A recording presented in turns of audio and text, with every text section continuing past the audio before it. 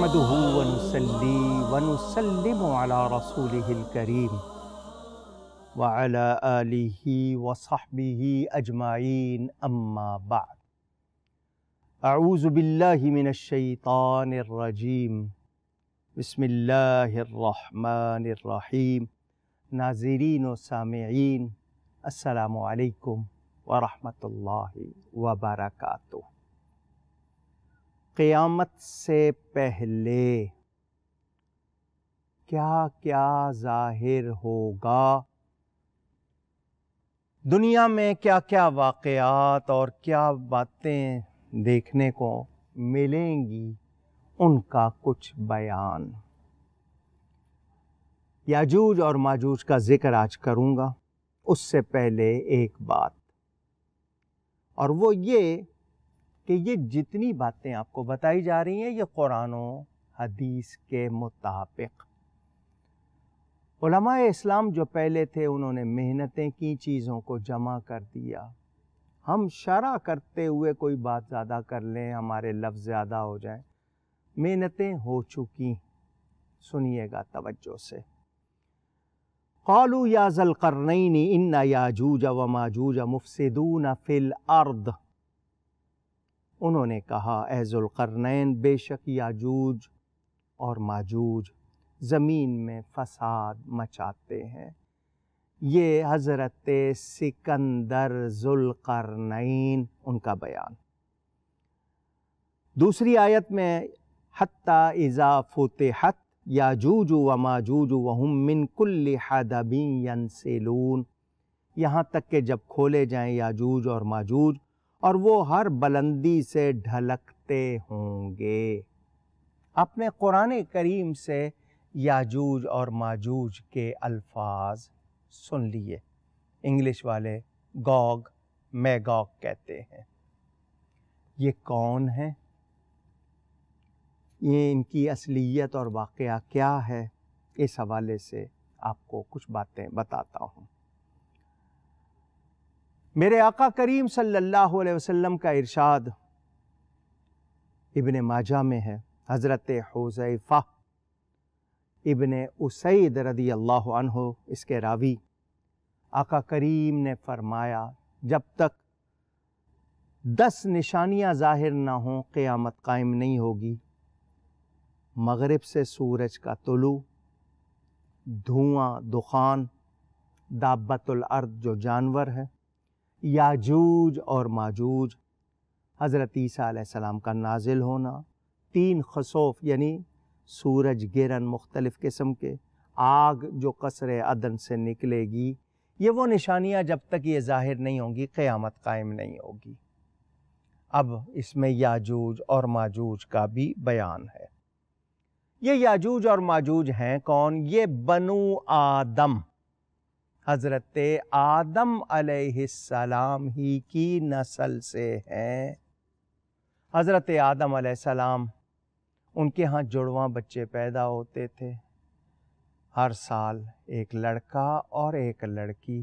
حضرت آدم علیہ السلام کے سامنے ہی ان کی اولاد، پوتے پوتیاں، نواسے نواسیاں 1000 یا زیادہ ہو گئے تھے۔ پھر پھیلتی رہی آبادی، حضرت نوح علیہ السلام تشریف لے آئے، انہوں نے دنیا میں سب سے زیادہ عمر پائی نبیوں میں۔ روایتیں 1600 برس تک کی ملتی ہیں کہ وہ دنیا میں 1600 برس رہے، 950 سال تو انہوں نے تبلیغ کی صبح اور شام۔ قوم نہیں مانی، انہوں نے دعا کر دی، عذاب کی، ہلاکت کی، جسے ہم اردو میں بد دعا کہتے ہیں۔ وہ دعائے ضرر، دعائے ہلاکت، تو چونکہ اس میں ہلاکت مانگی جاتی ہے تو لوگوں نے اس کا نام بد دعا رکھ دیا۔ وہ بری دعا نہیں ہے، مگر دوسروں کے لیے چونکہ اس میں برائی چاہی گئی ہے تو اس حوالے سے وہ اس کو بد دعا کہتے ہیں۔ نوح علیہ السلام نے اللہ کے حکم سے کشتی بنائی، 3 منزلیں تھیں، ایک منزل میں چوپائے 4 ٹانگوں والے جانور، دوسری میں 2 ٹانگوں والے اور یہ پرندے اور رینگنے والے، اور تیسری منزل پہ 80 افراد جو مسلمان ہو گئے تھے۔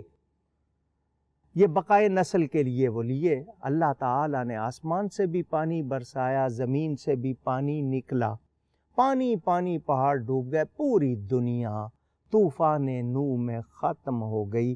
جودی پہاڑ پر جا کر یہ کشتی رکی۔ کیوں یہ کشتی بچی؟ کہ حضرت نوح علیہ السلام کی پشت میں میرے آقا کریم صلی اللہ علیہ وسلم کا نور تھا، نور محمدی کی برکت سے وہ بچ رہے۔ ان کے 3 بیٹے سام، حام اور یافس، ان کی اولاد پھر دنیا میں پھیلی۔ اسی لیے حضرت نوح علیہ السلام کو آدم ثانی بھی کہا جاتا ہے۔ عرب، فارس اور روم، یہ لوگ سامی النسل، ان کے نوح علیہ السلام کے بیٹے سام کی اولاد۔ قبط، بربر اور افریقہ کے لوگ یہ حامی النسل، حام کی اولاد۔ یہ باقی ایشیا میں آپ جائیں گے، چائنا ہے، یہ کوریا ہے، جاپان ہے، اس طرح کے یہ سارے علاقے، اور ترک بھی اس میں شامل کیے جاتے ہیں، یہ یافس کی اولاد ہیں۔ حضرت نوح علیہ السلام کے 3 بیٹوں کی یہ اولاد دنیا میں پھیل گئی۔ یہ کہا جاتا ہے اخیافی بھائی ہیں ہمارے، یاجوج اور ماجوج۔ اخیافی بھائی کا مطلب کیا ہے؟ کہ باپ ایک ہو، مائیں مختلف ہوں۔ حضرت آدم علیہ السلام کے حوالے سے یہ بتایا گیا ہے کہ ان کے جسم سے بہنے والا قطرہ ایک مٹی میں ملا، اس سے یہ یاجوج اور ماجوج بنائے گئے۔ واللہ تعالی عالم۔ ان کا 3 طرح کا ان کا بتایا گیا کہ یہ 3 طرح کے ہیں۔ ارز، اگر میں صحیح کہہ رہا ہوں، یا ارز، ایک لکڑی مشہور ہے، بعض لوگ کہتے ہیں صنوبر جس کو آج کہا جاتا ہے، یہ وہی لکڑی ہے۔ 4 ہاتھ لمبے، ہاتھ سے مراد یہ ہوتا ہے انگلیوں سے لے کے کونی تک، اس کو 1 ہاتھ کہا جاتا ہے، یا پورا پھر وہ آپ کا بازو ہوتا ہے۔ 4 ہاتھ لمبے، 4 ہاتھ چوڑے۔ یاجوج ماجوج کے بارے میں بتا رہا ہوں، ایک قسم ان کی ایسی کہ 4 ہاتھ لمبے اور 4 ہاتھ چوڑے۔ ان میں کوئی لمبے قد کا نہیں ہے، اونچے قد کا نہیں ہے، چھوٹے قد کے ہیں مگر چوڑائی میں ہیں۔ ایک ان کی قسم ایسی ہے کہ ان کا ایک کان زمین پر اور دوسرے سے وہ اپنے پورے جسم کو ڈھانپ لیتے ہیں، اتنے بڑے ان کے کان ہیں۔ یہ دوسری قسم یاجوج اور ماجوج کی۔ اور قد کے لحاظ سے بالشت، 1 یا 2 یا 3 بالشت ہو سکتا ہے، بڑی بھی ہو، ہاتھ بڑا ہو تو اس سے زیادہ ان کا قد یعنی ہائٹ بیان نہیں ہوئی ہے، یہی بتایا گیا ہے۔ یہ بھی حاکم میں روایت موجود ہے۔ ان کے 22 ٹرائبز ہیں، 22 ٹرائبز، 22 قبیلے۔ حضرت سکندر ذوالقرنین نے 21 کے آگے دیوار کھینچ دی تھی، ایک قبیلہ بھاگ گیا، جن کے بارے میں کہا جاتا ہے یہ ترک جو ہیں، ٹرکی والے، یہ وہ بھاگے ہوئے ہیں، مضبوط لوگ ہوتے ہیں، بڑے ہی جفاکش ہوتے ہیں، یہ وہ ہیں۔ واللہ تعالی عالم۔ اس کے حوالے سے یہ بھی ہے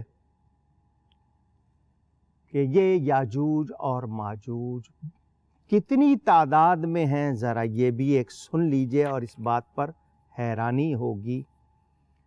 حضرت ابن مسعود رضی اللہ تعالیٰ عنہ کی روایت ابن حبان میں، ایک نسائی میں ہے، ایک ابن ابی حاتم میں ہے، ایک حاکم میں ہے، ایک طبرانی میں ہے، یہ روایتیں موجود ہیں، ان میں سے سنیں کہ یاجوج بہت کم، کہ یاجوج اور ماجوج کم، لیکن ان میں سے جب کوئی مرتا ہے 1000 اولاد چھوڑ کر مرتا ہے، یعنی اس کی اولاد 1000 ہوتی ہے۔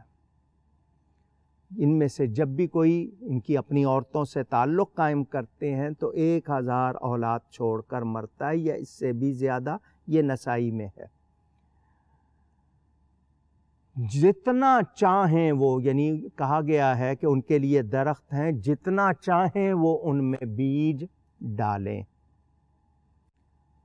حضرت عبداللہ ابن عمر رضی اللہ تعالیٰ عنہ سے مروی کہ یاجوج ماجوج اولاد آدم سے ہیں، ان کے علاوہ 3 گروہ ہیں، ان میں جو بھی مرتا ہے 1000 یا اس سے زائد اولاد چھوڑ کر مرتا ہے۔ انہوں نے نام بھی بتائے ہیں، تاویل، تاریس، منسک۔ اب یہ پروناؤنسیشن یہی ہے یا کوئی اور، میں اس کے لیے معافی چاہتا ہوں۔ عبد بن حمید نے بھی اسی طرح روایت بیان کی حضرت عبداللہ ابن سلام سے۔ حضرت عبداللہ ابن عمر فاروق اعظم رضی اللہ تعالیٰ عنہ کے صاحبزادے، وہ فرماتے ہیں کہ جن اور انسان کل 10 اجزاء ہیں، ان میں 9 حصے یاجوج و ماجوج ہیں اور باقی تمام جن و انسان، یعنی یہ بہت بڑی تعداد میں ہیں۔ یاجوج اور ماجوج معمولی آبادی نہیں ہے، ٹھیک ٹھاک ان کی پاپولیشن ہے۔ اب آئیے مسئلہ، یہ کہاں ہے، کیا ہوا؟ انہوں نے زمین میں فساد مچا رکھا تھا، جس علاقے میں تھے لوگوں کو بہت تنگ کرتے تھے، بہت پریشان کرتے تھے، لوگ ان کے ہاتھوں تنگ آئے ہوئے تھے۔ ان میں تشریف لائے حضرت سکندر ذوالقرنین، نبی ہیں یا نہیں، کسی کا اختلاف ہو، میں اس میں نہیں پڑھتا۔ روایت کے مطابق دنیا میں 4 ایسے بادشاہ ہوئے ہیں جنہوں نے روئے زمین پر حکومت کی ہے، انٹائر ارتھ جتنی بھی ہے، ان کے وقت میں وہ اکیلے بادشاہ۔ 2 مسلمان ہوئے ہیں اور 2 کافر۔ مسلمانوں میں سب سے پہلے حضرت سلیمان علیہ السلام، انہوں نے خود اللہ سے مانگا تھا، یا اللہ مجھے ایسا ملک عطا فرما میرے بعد کسی کو نہ ملے، تو ان کو اللہ نے بادشاہی دی۔ وہ اپنے وقت میں روئے زمین میں اکیلے بادشاہ تھے۔ ملکہ بلقیس بھی ان کی تابع ہو گئی تھی، بعد میں شروع میں وہ کسی علاقے میں حکومت کرتی تھی۔